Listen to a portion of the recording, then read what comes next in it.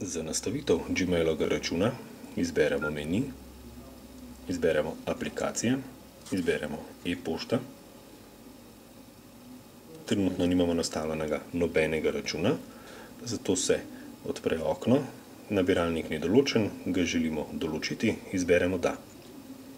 Zažene se čarovnik, izberemo začni.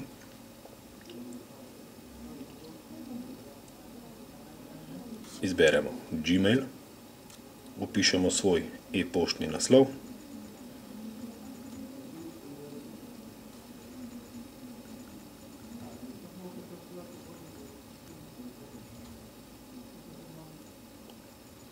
Potrdimo s kljukico, izberemo geslo, vpišemo geslo.